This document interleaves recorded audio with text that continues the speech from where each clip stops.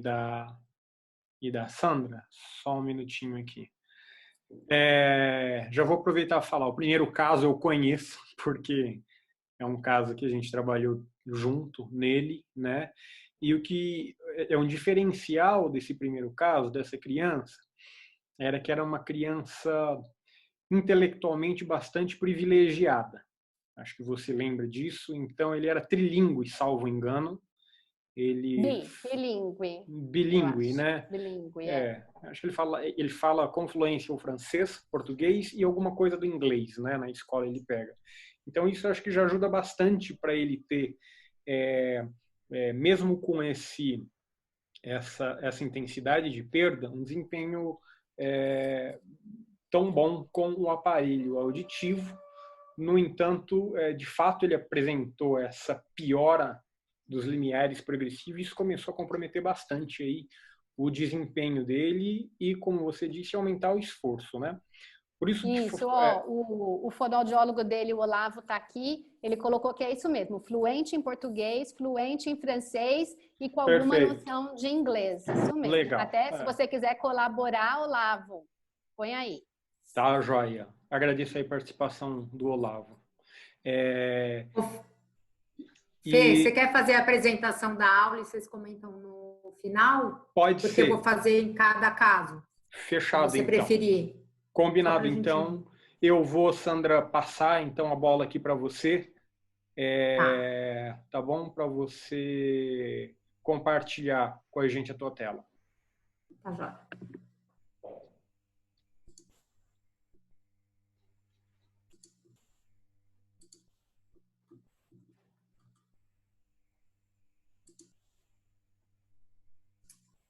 Só um pouquinho.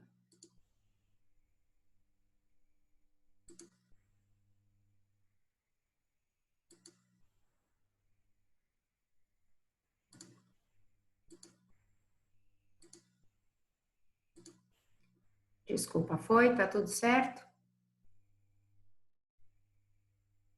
Você tá me ouvindo? Bom, então eu vou agora com o gancho que a Mariana trouxe desses casos, falar um pouquinho de qual foi a nossa conduta e algumas reflexões que eu faria nesses pacientes. Então, no caso 1, quando ele chegou para a gente, o primeiro passo, como a Mariana falou, é verificar a perda de audição, no caso dele, porque é uma perda progressiva, então qual progressão da perda tinha ocorrido e se ela tinha ocorrido, e com isso fazer os ajustes necessários da prótese auditiva, que estavam ok. Né? Esse paciente já passou comigo. Então, esse caminho neste paciente foi da Mariana para mim, no momento em que a gente começou a ter alguns questionamentos sobre o SII, sobre esse percentil de acesso à fala. Porque é fundamental a gente ter a certeza do que a gente está entregando de acesso à fala, mas a gente precisa saber como, com essa entrega, o que o paciente faz com isso, que é o que a gente verifica através dos testes de reconhecimento de fala. Ele já usava um sistema auxiliar de escuta, em que ele estava super bem adaptado. Ele tinha um desenvolvimento de linguagem sem nenhuma alteração, né, de acordo com a idade. Obviamente, quando eu falo de linguagem, eu estou falando de arcabouço linguístico, de estrutura linguística, né? Existem e existiam algumas alterações de produção fonológica, mas isso não alterava a nossa avaliação. E ele veio para fazer o teste de reconhecimento de fala numa primeira vez, e como a Mariana falou, a gente precisava dizer para essa família que o gato tinha subido no telhado, né, que a gente precisava ficar atenta a esses resultados, que a gente precisava ficar atenta ao desenvolvimento dele, principalmente escolar, mas ainda não era o momento.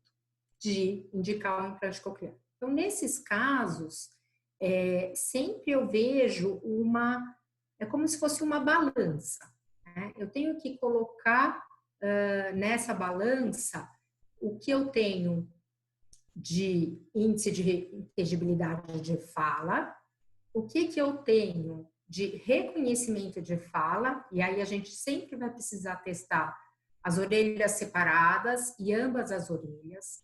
E nesses casos, dessas crianças que não têm alteração de linguagem, a gente precisa testar o reconhecimento de sentença no ruído e no silêncio, tá?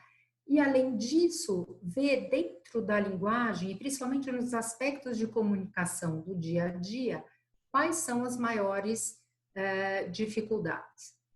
Do outro lado da balança, eu tenho o aumento do esforço auditivo, mesmo usando um sistema auxiliar de escuta, está escrito errado, e tenho as expectativas do reabilitador, que enxerga as mudanças, né, das habilidades auditivas, do reconhecimento de fala desse paciente no dia a dia, vamos dizer assim, da terapia fonoaudiológica, as incertezas e as dúvidas da família e do paciente. E aqui eu quero chamar a atenção para um ponto muito importante, porque neste momento, eu percebo que os pais, eles entram em contato novamente com a questão do diagnóstico, né, porque você vai ter que fazer uma mudança de tecnologia que envolve cirurgia, e pode ser que seja a primeira vez que esse paciente entre em contato conscientemente com esse diagnóstico de perda da audição, agora no grau severo profundo ou profundo, em que ele vai assumir que ele chegou num estágio em que ele não dá conta mais com aquela prótese auditiva e que ele, nesse caso, vem usando há muito tempo super bem adaptado. Também desse lado da balança, tem os benefícios reais do implante coclear. Qual é o benefício que eu tenho com o implante coclear? Quais as limitações que eu tenho com o implante coclear?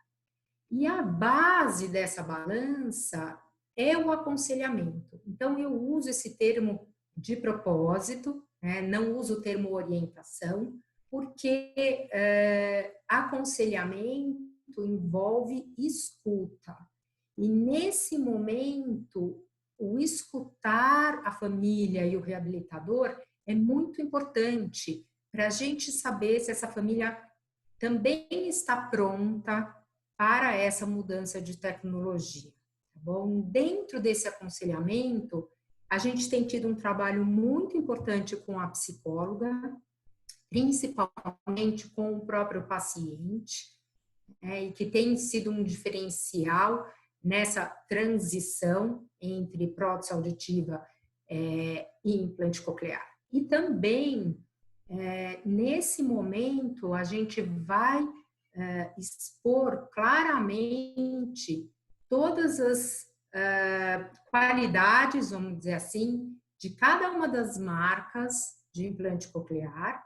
E quando o paciente é muito bem adaptado com uma marca de prótese auditiva, a gente tem que avaliar questões da bimodalidade. Quer dizer, o que eu tenho dentro de cada empresa de implante coclear de bimodalidade para saber se eu vou manter aquele aparelho ou não. A gente sabe que é possível fazer uma integração e ter uma bimodalidade boa, efetiva, que se complemente, quando eu tenho o implante coclear de uma marca e a prótese auditiva de outra que não é compatível, mas hoje em dia eu já tenho recursos muito mais refinados para pensar nessa indicação. Em alguns casos, a gente faz uma recomendação mais diretiva.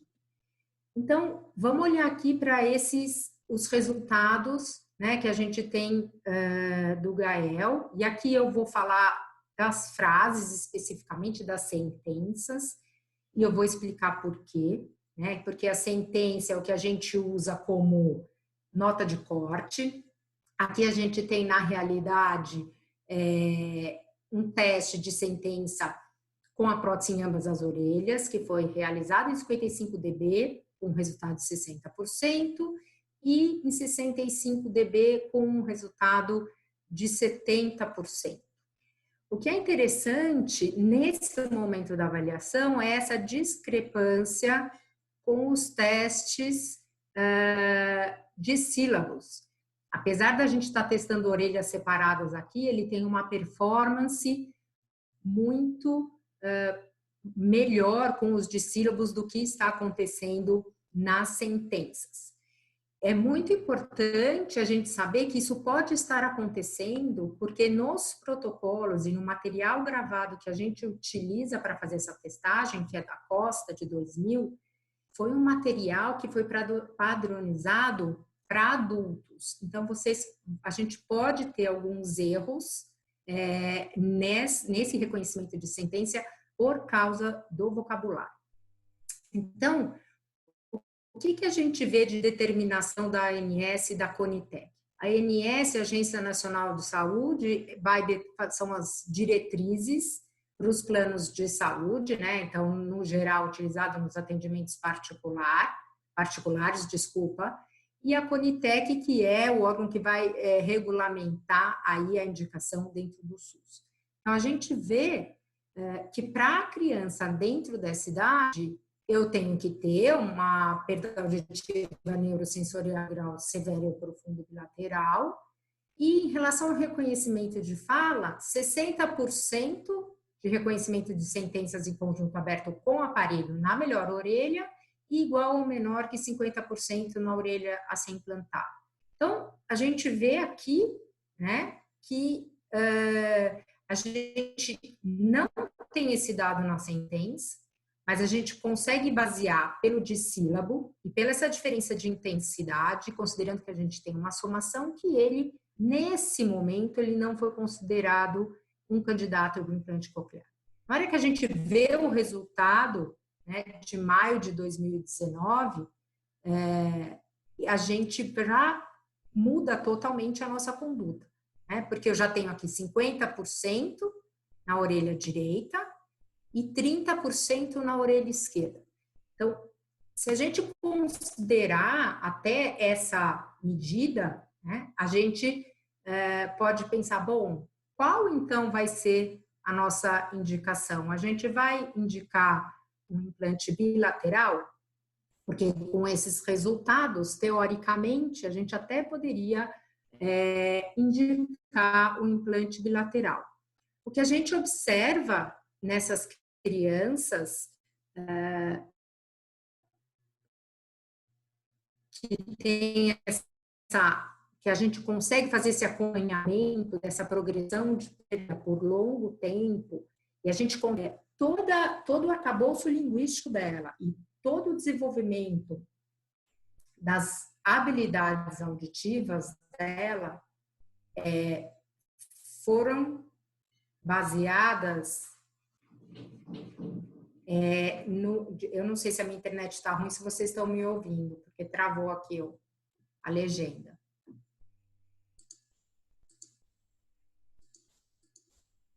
Mari, você está ouvindo? É porque caiu aqui a minha legenda. Então, todos esses casos,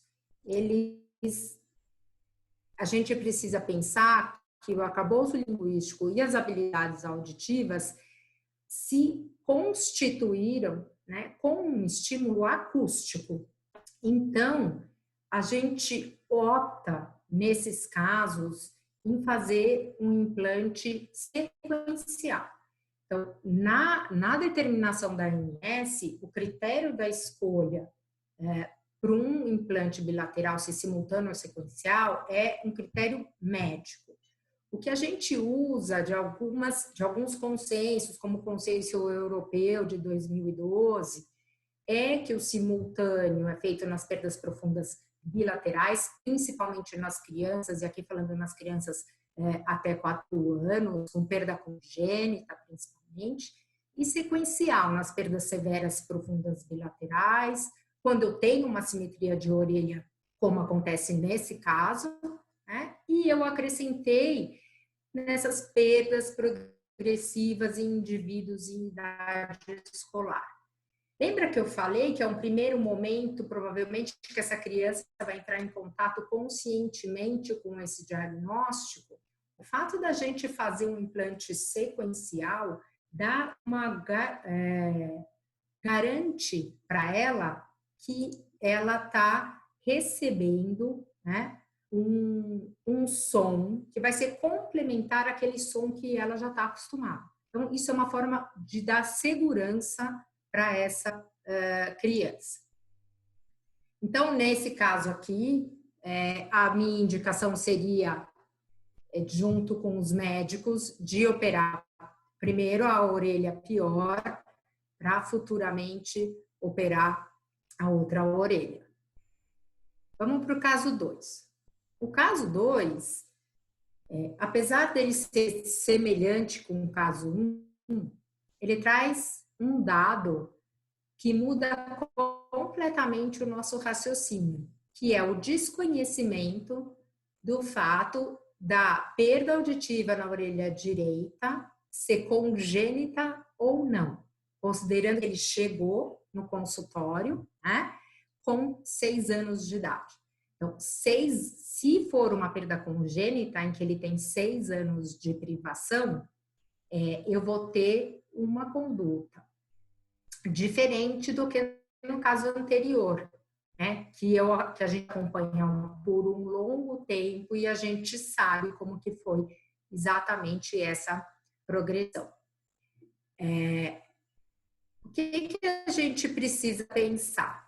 Se eu considerar o exame audiológico e a idade, eu tenho um borderline. Mas será que ele é mesmo borderline? Por que eu quis trazer isso? Porque na determinação da ANS, e aqui essa tabela eu que fiz, né, que passei a limpo, mas passei a limpo não, desculpa, aqui resumi e coloquei nessa tabela, eu uso exatamente a mesma linguagem que está no documento oficial. E lá diz perda auditiva neurosensorial, grau severo e ou profundo. Então, teoricamente, se eu considerar essa perda como ela se apresenta hoje, do lado esquerdo, severo, eu poderia indicar o implante coclear. No dia a dia e com as minhas colegas, eu estou muito mais acostumada em pensar uma perda severa, profunda, para fazer a indicação, muito mais do que numa perda severa. Então, eu saber, na verdade, qualquer conduta, eu não posso só olhar o exame e dizer é candidato ou não é candidato. Eu preciso fazer uma correlação entre o SI atual dessa criança e o teste e no ruído, com as orelhas separadas e ambas orelhas. Eu sempre coloco isso porque as pessoas esquecem. Vocês viram? Mesmo no caso anterior, a gente toma todos os cuidados. Na hora de pôr na aula, a gente não tinha o dado aqui. A gente fez, mas a gente não tinha um acesso a esse dado. Para a gente ver como é importante, para a gente ter sempre os mesmos parâmetros de comparação. E, atrelando esses dois dados, de novo entra o aconselhamento. Porque, como a Mariana falou, se eu olhar só para o exame e eu olhar para determinação da ANS, eu vou falar, não, eu posso colocar nessa orelha esquerda, tá tudo certo, tá pronto. Para que eu vou implantar a orelha direita que eu não sei o tempo de privação? Vamos implantar a orelha esquerda, né? Mas eu preciso saber, além do que eu estou entregando, o que essa criança está fazendo com essa informação, e eu preciso ter certeza que essa família já está pronta e permeável para fazer essa mudança de tecnologia, né? Então, nesse caso, com os dados que a Mariana já tem da família, talvez seja um momento de esperar mais um pouco, né? Vendo na escola com o sistema auxiliar de escuta, como é que tá, o que ele consegue manter de reconhecimento de fala, fazendo testes em que a gente vai aumentar o grau de dificuldade de relação sinal-ruído, para daí poder tomar essa decisão. Do meu ponto de vista, considerando as características de adaptação que a Mariana colocou, principalmente porque ele não gosta de usar a prótese auditiva na orelha direita, eu não arriscaria implantar essa orelha direita. Eu acho que a gente tem muito medo de dizer isso, e eu falo isso e eu sempre fico assim com um aperto, né? Mas por que eu falo isso hoje? Porque o que a gente quer é estar num terreno em que a gente tem certeza que a gente vai dar um benefício, que a gente vai mudar, que a gente vai dar algo a mais. Só que o implante coclear, ele tem muitas interferências. Ele tem uma interferência desse caminho que ele fez até os 6 anos de idade, que é muito grande, que pode ser um fato determinante para essa adaptação do implante coclear no lado direito. Só que ele vai ter o ato cirúrgico. E o ato cirúrgico em si faz a gente ter medo de implantar o lado esquerdo hoje, por causa do resíduo, porque essa adaptação tá boa, porque a família tá feliz. E também faz a gente pensar, então vou arriscar, vou pôr do lado direito. Mas se hoje ele já não tem benefício de usar uma entrada periférica para o lado direito, mudar a tecnologia não vai mudar esse benefício. Né? Você pode melhorar o índice de acesso, mas a gente vê que o índice de acesso não é tão ruim. Em contrapartida, o índice de acesso que não é tão ruim faz com que ele não tenha prazer, vou assim dizer, de usar a prótese auditiva. Ele não sente esse benefício da prótese auditiva na orelha direita. Então, eu particularmente não arriscaria. Eu acho que a gente ganha mais nesse caso esperando do que colocando esse implante coclear agora. E aqui eu só marquei para vocês a forma mesmo como vem escrito, né, para a gente saber que pode ter alguns profissionais que simplesmente optem pelo que está descrito aqui em relação à perda auditiva, mas eu acho que a gente tem que ter cautela e avaliar esses outros aspectos. O que eu faria de teste aí, que tanto vale para o primeiro caso como para esse, né, e para os outros casos que a gente vai colocar aqui de adulto. Hoje em dia, a gente faz dissílabos e monossílabos, como a Mariana colocou anteriormente, e eu queria fazer uma observação em relação às sentenças, né? Lembrando que o que vale aqui são sentenças apresentadas só auditivamente, e é um conjunto aberto. Então, o indivíduo não sabe quais são aquelas sentenças. Então, a gente realiza em 2 momentos distintos. A gente realiza essa testagem da sentença usando as sentenças gravadas, que é feita... Por quê? Porque ela vai ser usada dentro da cabine e eu vou controlar a relação sinal-ruído. Então, isso precisa ser feito dessa forma. Porque quando a gente está pensando em prognóstico, em caso de perdas progressivas, eu preciso dados, como a Mariana falou, que eu vou usar recursos linguísticos maior, eu vou usar um aporte maior e um esforço maior para a gente saber realmente o que a gente pode dar de benefício a mais com o implante coclear. Mas, então, por isso que na testagem que a Mariana faz, vem toda a parte de verificação da prótese auditiva e vem também essa parte da sentença. Mas eu acho muito importante a gente usar sentença a viva voz.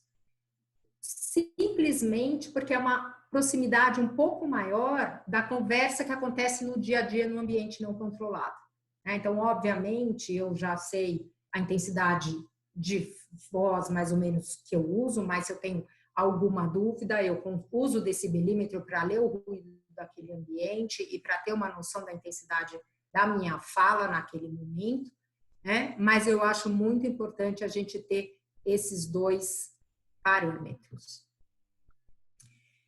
No caso dos adultos, que a Mariana trouxe, a gente pode levantar aqui, de novo, na recomendação da ANS, não vem descrito nada específico ao modelo de implante que a gente poderia usar nesse caso, que seria o nosso primeiro pensamento, que é o implante híbrido, em que eu vou aproveitar o resíduo auditivo que o paciente tem nas frequências graves, né, através de uma amplificação quando necessária, né, que nesse caso nem precisa, mas quando eu tenho queda aqui, posso utilizar uma amplificação acústica e o estímulo elétrico para as regiões mais agudas.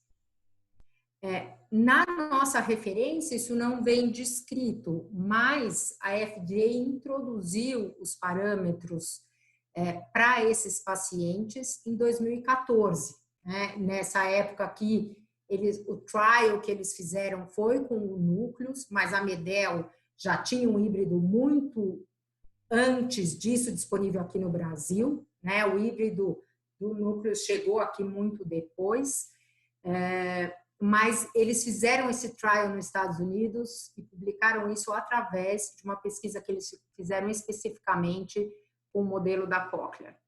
Então, o que eles usam como parâmetro não são sentenças. É uma lista de palavras que usa consoante, vogal, núcleo, que eles chamam, consoante, né? Que seria consoante, vogal, consoante. A gente não tem listas padronizadas desta forma, né? Que seria nós, sós, paz. E a gente acaba tendo, no português, algumas limitações de encontros de consoante, de uso de consoantes nesses casos.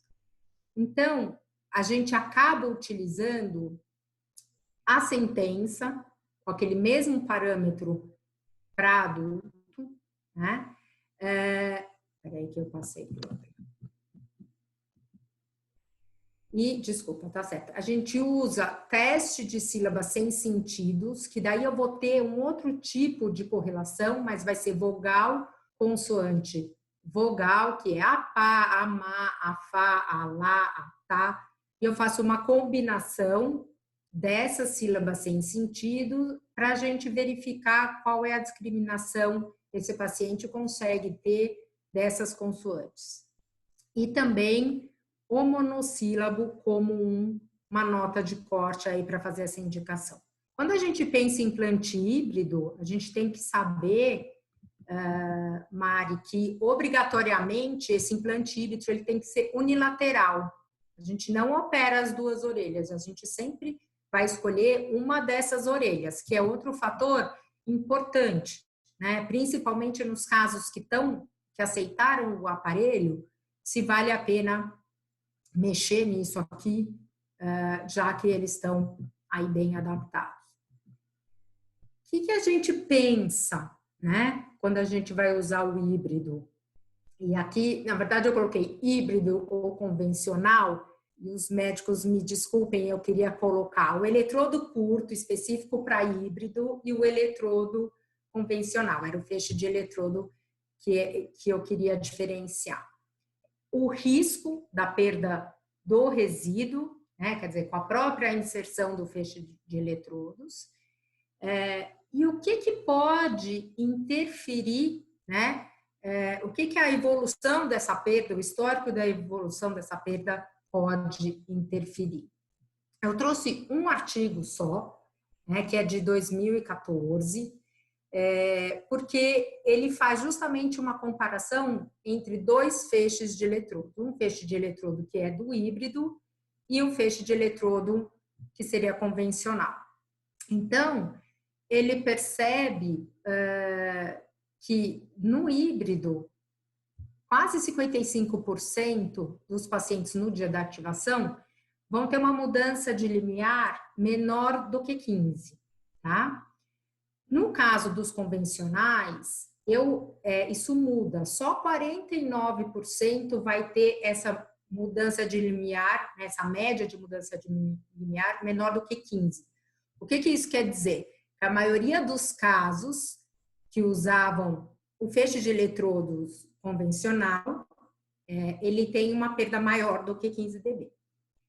Depois de 24 meses, o N deles cai bastante, mas eles mantêm, né, de novo, quase 60% desses pacientes, no caso do híbrido, né, tiveram uma mudança de limiar menor do que 15, e no caso do convencional, a gente tem uma mudança de limiar aí já maior, né?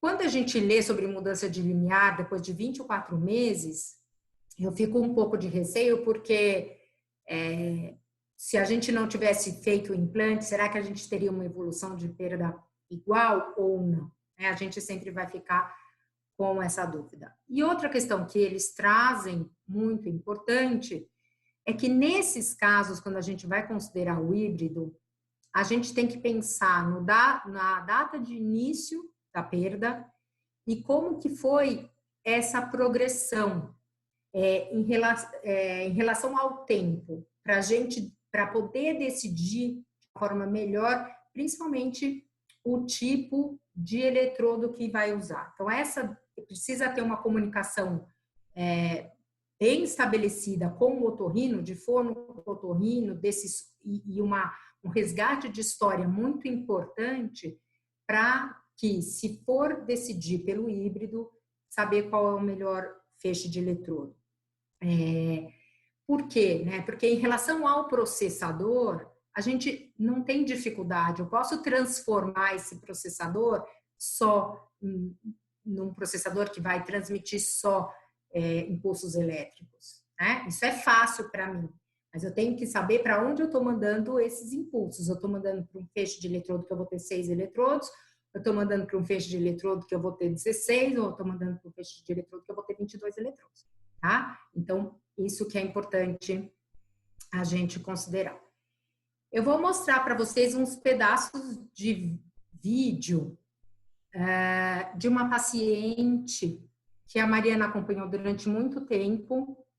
Ela mudou para os Estados Unidos, né? Então vocês vão ver que o vídeo está em inglês, mas se eu conseguir colocar a legenda. Ela teve um início de perda com 5, 6 anos de idade.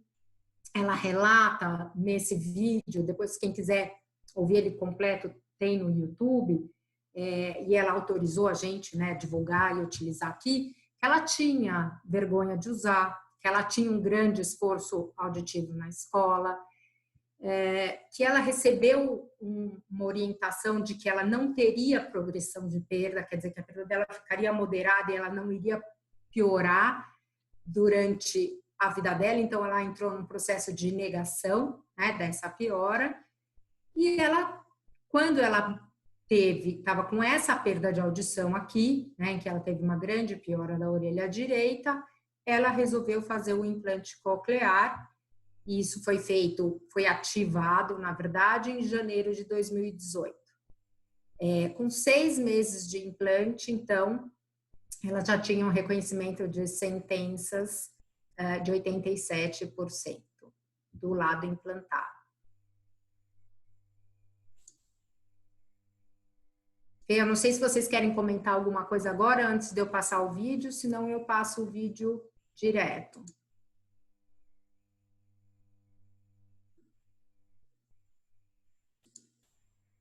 Vou passar o vídeo direto, então.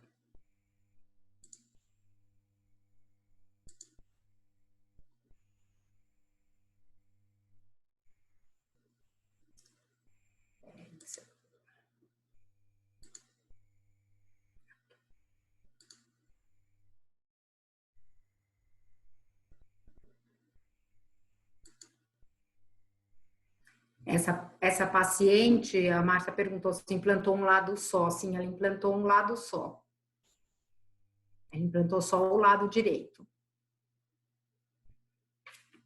Summer of 2017, I think that was the turning point in my life to realize that I had to do something about my hearing loss, because one day I just woke up and my hearing aid on the right side was very cloudy. I couldn't hear anything. It was just not functioning the way that I wanted it to function. So when I went to the audiologist, I was like, "Oh, can you fix my hearing aid? It seems broken." And so we did another test for my hearing, and I was told that my right side was at a point where it was profoundly, I guess my hearing loss was profound. And what that meant was there was no hope, because it was at a point that no hearing aid would benefit for the amount of loss of for the amount of hearing loss I had at that point. It was very hard for me to accept that, but it made me realize, if it's that bad and if it progressed to that point, what if my left side also progresses to that point and I won't be able to function anymore, right? I think at that point I realized that I had to change.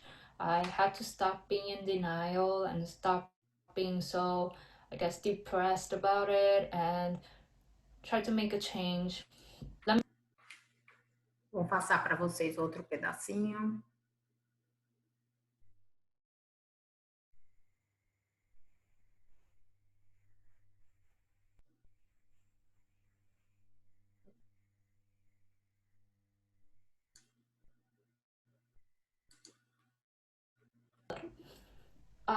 I guess it was all worth it in the end. So other than these numbers, I wanted to give a comparison in regards to how my quality of life has changed ever since the surgery, and I have to say it's so much better. I used to be so fearful about talking on the phone. I could hear nothing. I could not communicate on the phone at all. I had to concentrate so hard in order to hear people around my surroundings. I had a lot of social anxiety when it came to group gatherings, and I would try to avoid social crowds as much as possible.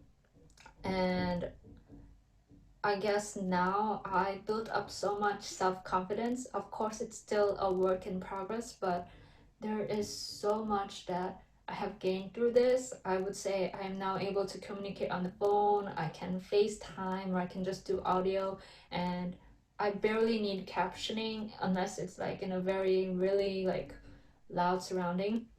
Um, I am able to communicate with people without really relying on lip reading, and yeah, it's just so much better now. I'm able to listen to songs and podcasts and hear people calling my name from the back.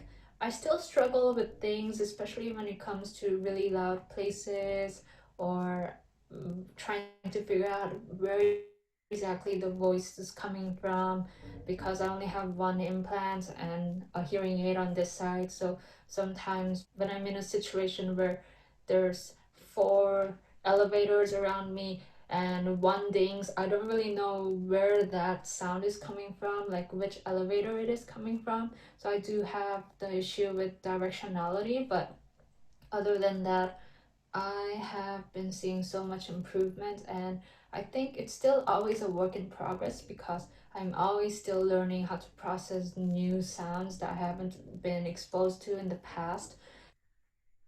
Pronto, Fê, se você quiser pegar o comando aí para você.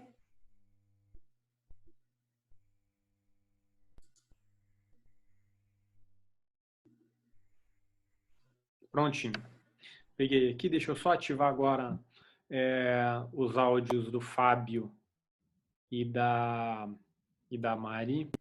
Agora a gente vai discutir esses casos, que eu acho que são casos muito interessantes, que abrem margem aí para bastante discussão. Não existe certo e não existe errado, na grande maioria das vezes, quando a gente lida com casos tão complexos como esses, né? o que a gente sempre precisa ter em mente é buscar fazer o melhor para esses pacientes nossos. E a melhor forma da gente fazer isso é a gente individualizar, é tratar cada paciente, como a Mari disse no começo, apesar de a gente poder pegar pacientes com o mesmo padrão de perda, tudo mais, mas individualizar cada caso, acho que isso faz com que a nossa assertividade seja maior e discutir. Isso que a gente está fazendo aqui, sentar, expor os casos, discutir, muitas vezes convocando o paciente para essa discussão, porque a expectativa desse paciente é muito importante também. A gente tem um amparo, a gente tem a nossa referência no consultório de psicóloga que lida com essas questões, quando se tem aí uma indicação de implante coclear. Então, esse feedback é muito importante também. Eu gostaria que o Fábio está escutando? Estou escutando. Eu gostaria, o primeiro caso eu já conheço, então eu gostaria que você colocasse a tua opinião. Bem, então, se eu não me engano, era uma criança de 6 anos, não era isso?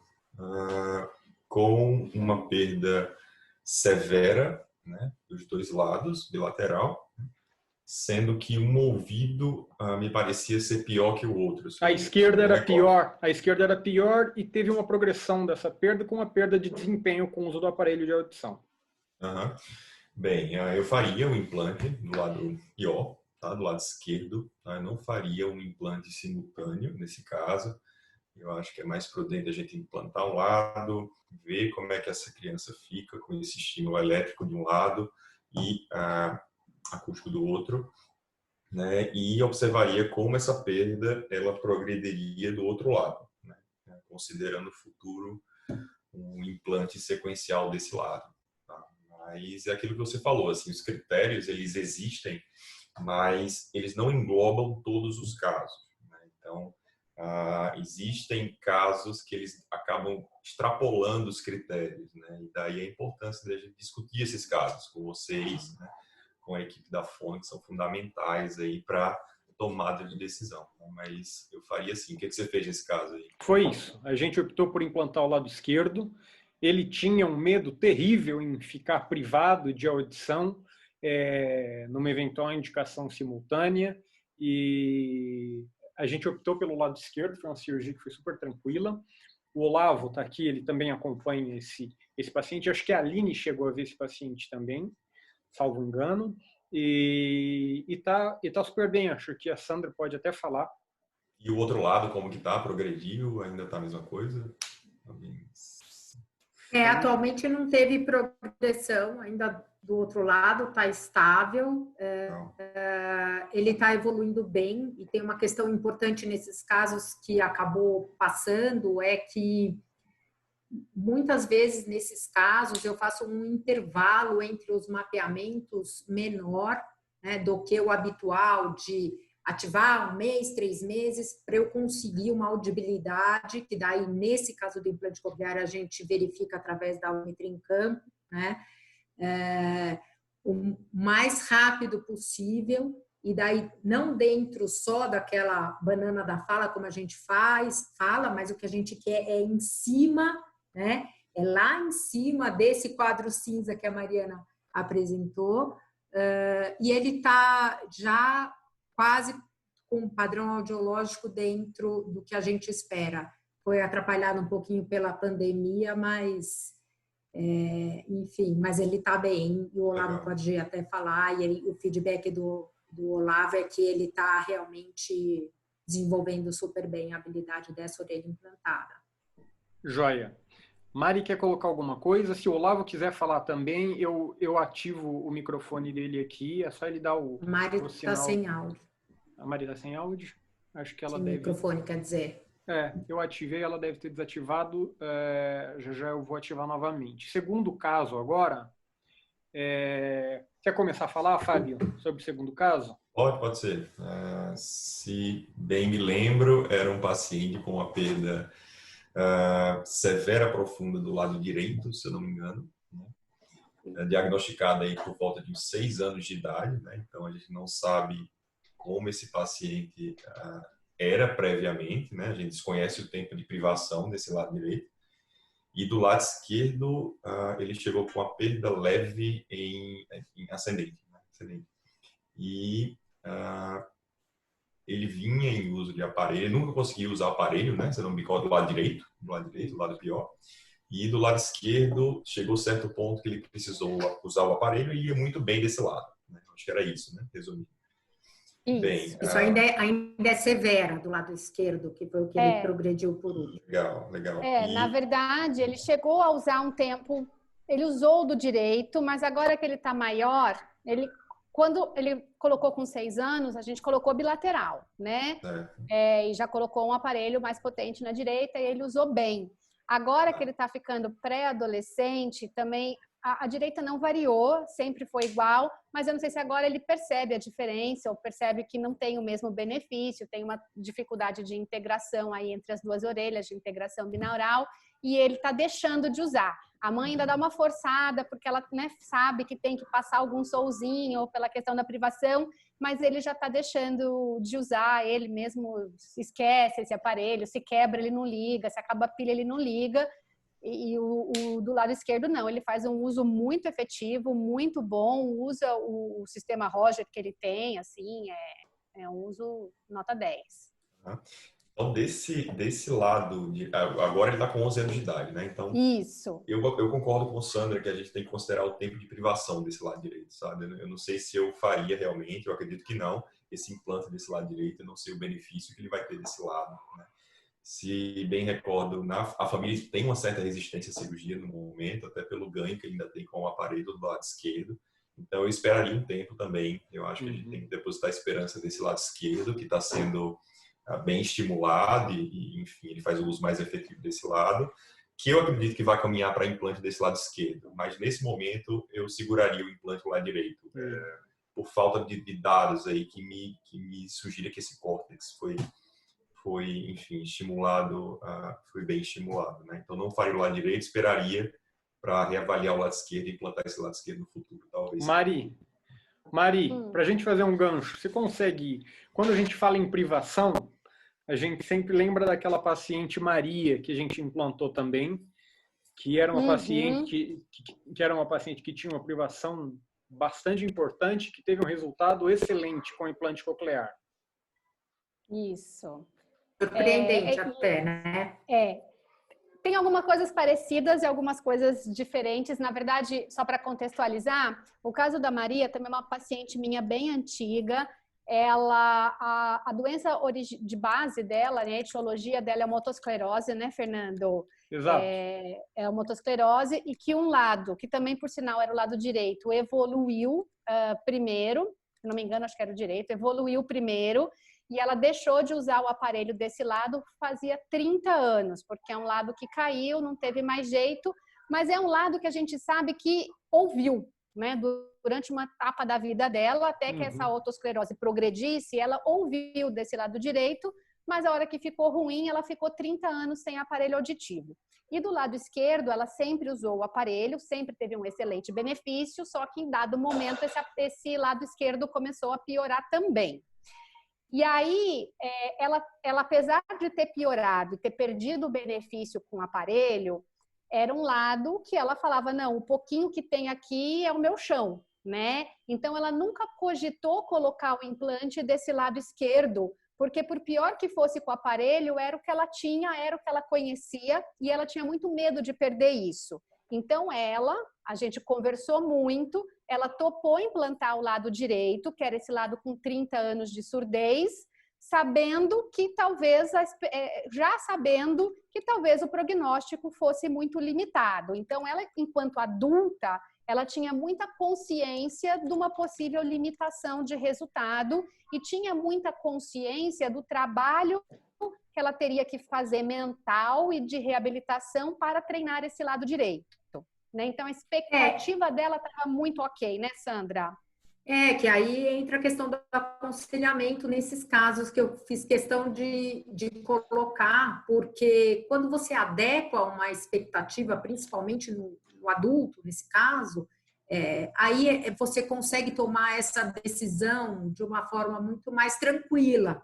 Uhum.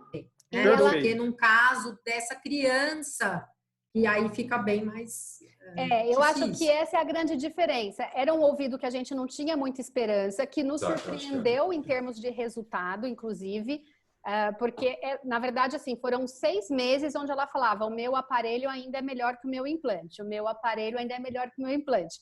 Passados 6 meses, ela chegou falando: agora eu quero pôr implante desse lado esquerdo, né? Porque daí virou uma chave e ela começou a descobrir que ela estava ouvindo com implante e ela conseguiu, né, integrar aquilo. E hoje ela fala: eu quero pôr implante do meu lado esquerdo também. Mas no começo foi bem difícil. Ela falava: não, o meu aparelho ainda é melhor, o que eu escuto é pelo aparelho. A minha preocupação com essa criança é o como a gente vai adequar essa expectativa, porque a gente pode até falar: bom, é um lado que ele já não usa, então pior que isso não vai ficar, né? É um lado que ele não usa, pior que isso não vai ficar. Mas o meu medo nessa faixa etária que ele tá é ele se frustrar ou ele se decepcionar com o implante, se decepcionar com o implante ou não ter força para fazer um treinamento como seria o necessário, né? Porque ele é uma criança que não gosta muito de reabilitação. Veja bem, eu entendo a colocação do Fábio e da Sandra. Talvez nesse momento eu também penso da mesma maneira, mas eu não acho nenhum absurdo a gente cogitar o implante à direita. Tá? Exatamente. Primeiro porque a esquerda está piorando, vem tendo limiares cada vez piores, e a gente, em contrapartida, se a gente for pensar, estou fazendo o advogado do diabo, né? Mas se a gente for pensar em já implantar o lado direito, a gente dá mais chance de ele já começar a usar de alguma maneira esse lado direito para quando chegar a indicação do lado esquerdo, ele já não está totalmente privado. Então a gente tem também essa consideração a fazer. Obviamente considerando que toda anatomia esteja preservada, enfim, a parte médica esteja apto para fazer a intervenção cirúrgica. E a Gabriela me perguntou aqui, não seria nesse caso, na piora do lado esquerdo, já pensar em fazer um bilateral? Acho que sim, acho que valeria, sim, a gente pensar em fazer o bilateral. Hoje em dia, a cirurgia de implante coclear ela é muito segura, né? Então, a gente consegue ter muita segurança e é uma cirurgia muito pouco mórbida se é feito por profissionais que tenham experiência na cirurgia, né? Então, eu não desconsideraria o lado direito para fazer o implante, contanto que a gente tivesse uma adequação de expectativas desse paciente, entendesse qual que é a situação dele. Uhum. E não só adequação de expectativa, Fer, mas uma intenção de entrar num processo terapêutico legal dessa orelha. Que ele comprasse a ideia. Que faz terapia para... exatamente. Eles não são assim firmes no processo terapêutico. Porque você poderia... É difícil, né? Assim, e você podia pensar no implante na orelha direita até agora, mas primeiro tem a questão da família, né? Como a família encara. E depois a gente sabe que é uma condição aí fundamental e indispensável a reabilitação auditiva. Né? Legal. E isso independe de implantar um lado, o outro, os dois. A gente tem que ter tudo isso muito bem conversado. Eu acho interessante esse tipo de debate, porque isso que a gente está fazendo aqui é justamente o que a gente faz no consultório, né, Sandra e Mari? A gente reúne e as discussões elas são assim, e nem sempre a gente concorda com as Eu não sei se alguém quer dar alguma opinião, pode falar no bate-papo que a gente abre o microfone ou levantar a mão ali nos participantes que a gente abre o microfone. Porque eu tenho pessoal aqui que faz, eu estou vendo a Márcia. Eu liberei para quem quiser dar opinião também, ative aí o som também, tá bom? Só que agora eu acho que eu desativei o áudio seu, Mari, de todo mundo.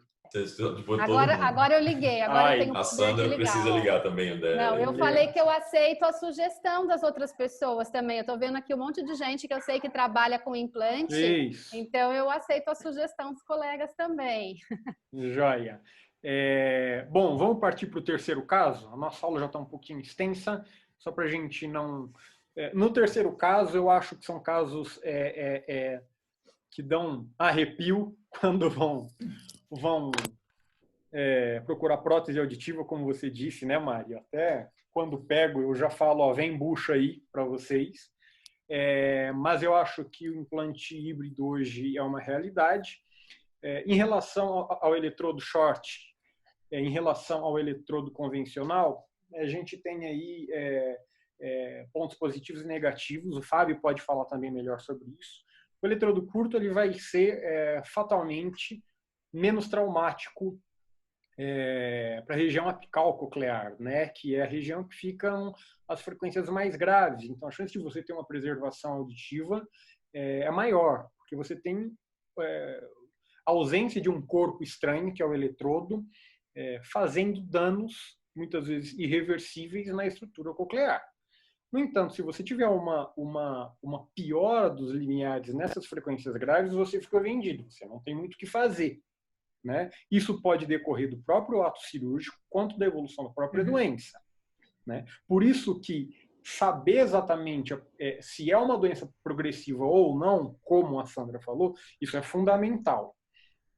Por outro lado, o eletrodo convencional, hoje a gente tem tido um cuidado muito grande em preservação, em cirurgia de preservação de resto auditivo, com eletrodos mais finos. Geralmente os paredes laterais eles costumam ser menos traumáticos para a estrutura coclear.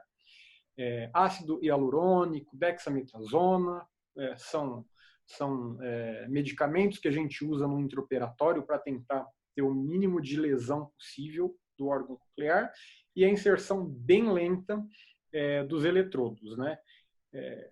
Como a Sandra disse, a chance de você levar a uma perda auditiva ela é maior. No entanto, se você tiver uma degeneração dos limiares em grave, você consegue depois ativar isso, o que dá uma certa tranquilidade para a gente. Né? Fábio, você tem alguma opinião em relação a isso? Eu concordo com você. Eu acho que esses pacientes, eles realmente são pacientes que dão trabalho, né? Assim, geralmente eles saem pingando de otologista, audiologista, que geralmente são pacientes insatisfeitos, né? Você já tentou adaptação de um aparelho, você já fez transposição de frequência, esse paciente não fica satisfeito, então ele pede a opinião de outro profissional, né? Enfim, por isso que a indicação de implante nesses casos, ela precisa ser muito bem avaliada. Você precisa ver o histórico desse paciente, você precisa conhecer como vai a progressão dessa perda desse paciente. Então, não é o tipo de paciente que você já aborda e você já indica o implante logo de cara. Você precisa acompanhar esse paciente. E é isso, assim, eu concordo com o que você falou. Eu acho que tem que dispor aí de todas as técnicas e enfim, para tentar preservar esse resíduo auditivo. Nem sempre é possível, né? Obviamente, existe a chance de lesão, de perda desse resquício de audição, né? Mas você tem a opção de estimular, né, aquilo que você perdeu, né? Mas nem sempre é possível isso, né? Eu vi alguém perguntando aí qual é a taxa de, enfim, deixa eu ver se eu acho a pergunta, de preservação. Isso, de preservação. Bem, depende, obviamente, do que o Fernando falou, do que você tem, do eletrodo que você usa, né? Se você tem usado passos aí da soft surgery para tentar fazer essa preservação, né? Mas eu diria aí que mais ou menos 25% dos pacientes acabam perdendo esse resíduo de audição, né?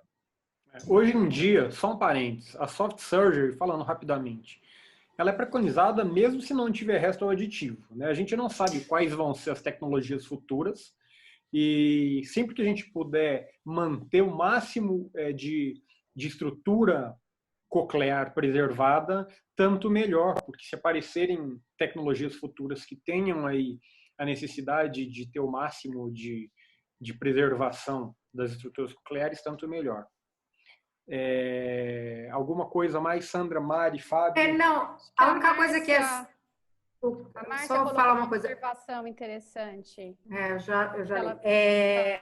A única coisa que eu li assim nos trabalhos é que todos os trabalhos, eles classificam, consideram perda a partir de 10 dB, vamos dizer assim, né? O que eu perdi até 10 dB, eu perdi, a perda foi de 20, e a gente sabe que essa perda no grave de 10 dB, ela pode ser bastante significativa para a prosódia, para a música, que são situações prazerosas e que interferem na comunicação, né? Mas o percentil é esse mesmo, né? De lesão. O que a Márcia falou é que ela tem um caso de híbrido e que deixou de ser híbrido bem rápido, porque logo o paciente preferiu o som da amplificação elétrica à acústica. O que é bem interessante, né? Eu conto um pouco mais, Márcia. Você quer comentar? Abre o microfone dela. É só ela abrir, ela consegue. Ela consegue abrir já. Oi, boa noite, filha. Normal.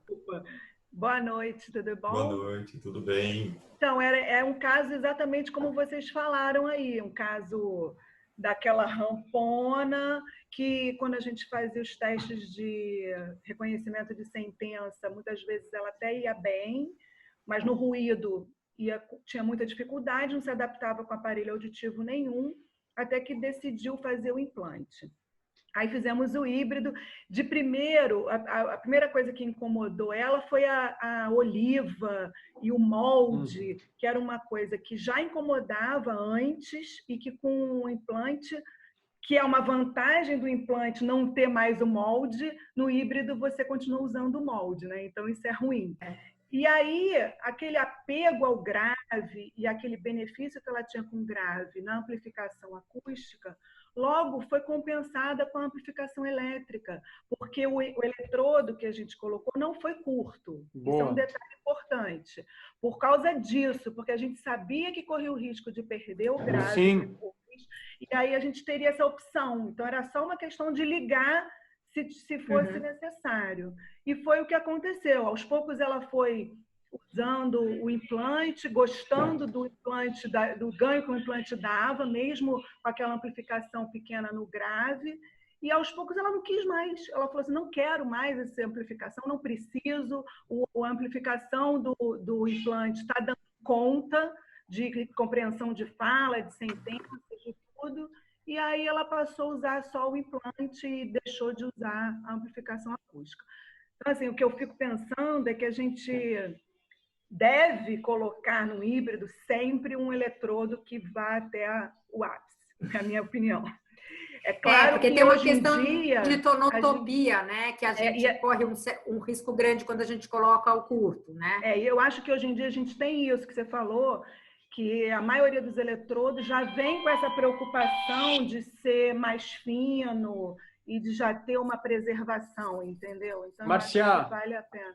A Aline está te perguntando se esse caso seu foi unilateral. Não, então, a gente fez o implante unilateral. Sim. O híbrido, na indicação, ele tem que ser unilateral, né? Quando ainda está com aquela configuração de perda. Foi unilateral, sim. Perfeito. E não adianta ser bimodal nesses casos, porque o aparelho auditivo acaba não sendo bom, então não adianta. Então é unilateral mesmo, né? Bimodal. Perfeito. Mais alguma colocação, gente? Acredito que não. Bom, eu agradeço mais uma vez a participação de todos vocês que disponibilizaram aí 2 horas da noite de segunda-feira, apesar de para muitos ser feriado. Eu achei que foi uma discussão excelente. São Paulo. Só em São Paulo. Mas eu achei que foi muito interessante essa troca de experiência, de informação. Eu acho que é uma discussão muito saudável. A gente pretende fazer futuramente novos temas também, envolvendo. A Mari já deu algumas sugestões também.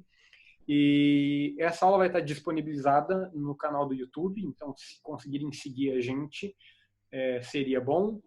E, enfim, acho que é isso. A próxima aula nossa vai ser sobre otosclerose e cirurgia de estapelotomia, que vai ser com o Dr. Marcelo Tepedino. Mari, alguma coisa? Não, eu queria agradecer o convite E já deixei a dica aí, a Gesiela está conectada, não sei se ela está escutando a gente. A G que faz parte da nossa equipe também. Para falar das crianças, que eu acho um ponto bem importante aí, viu, Fernando? Esses diagnósticos, essas adaptações nesses pequenininhos aí. Está anotado e teremos essa aula com certeza. Muito obrigada pelo convite, Feiva. Legal, viu, pessoal? Obrigado aí as professoras, foram excelentes aí as aulas, o pessoal gostou bastante, tem elogiado bastante aqui no chat. Um prazer conhecer vocês. E a gente podia fazer mais vezes isso aí, né? Trazer mais casos borderlines aí para a gente poder trocar experiência, discutir. Acho que isso é muito válido e enriquece bastante.